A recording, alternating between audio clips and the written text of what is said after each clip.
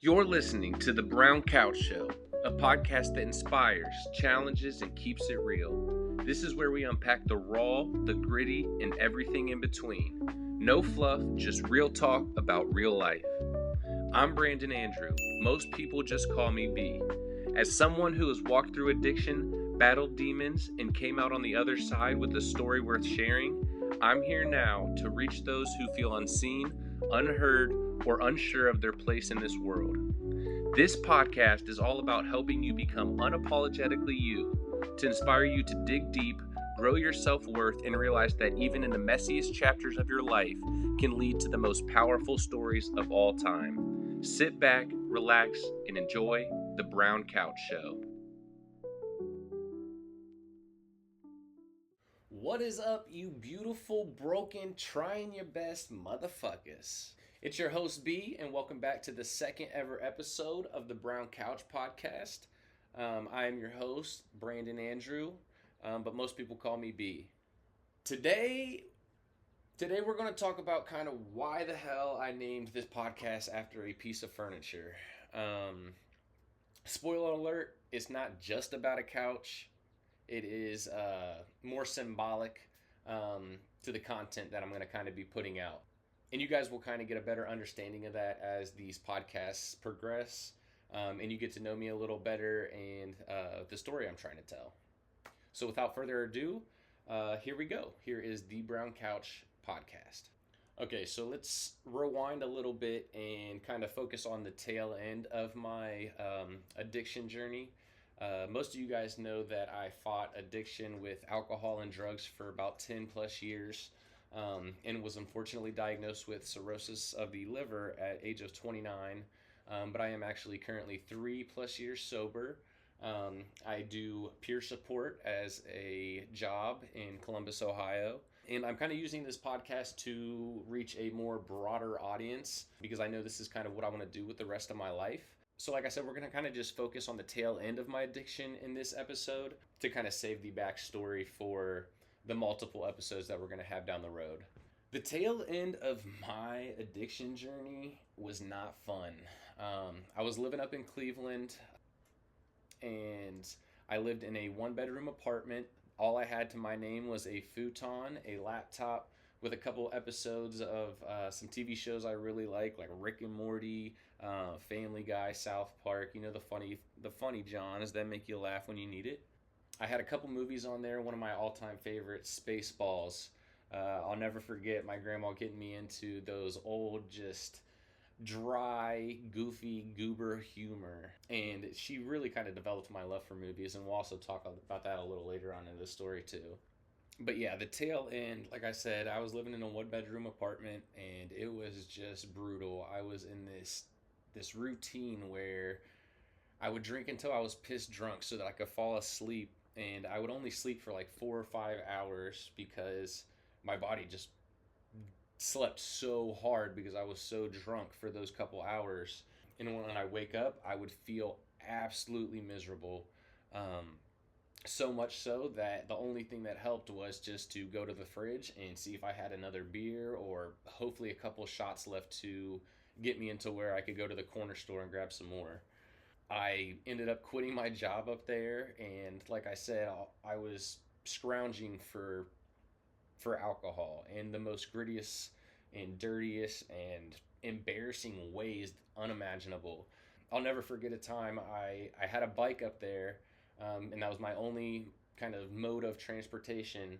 And I would go around to gas stations in Cleveland, and I would tell them that the bike pump, or the air pump, if you will, took my quarters. And I would take those quarters and I would go to the next gas station, buy a beer, and kind of repeat the process down the line until I had a couple beers to last me the day. I did that a few times, probably more times than I can count on one hand. And here's the other thing, it's kind of funny, when I was deep in the sauce, you know, I'm talking knee deep in the ragu, I couldn't face myself unless something was moving or breaking or getting twisted in some way. I was everywhere. I was always running. I couldn't sit still. It was almost like an allergic reaction. If I would sit somewhere too long, I would feel like I was going to decombust into a billion pieces. And I remember just running rampant for the longest time. I would be in Cincinnati, and then I would be in Dayton, and then I'd be in Columbus, and then I'd be in North Carolina somehow, and then I'd be back up in Columbus, and then I'd be down in Florida.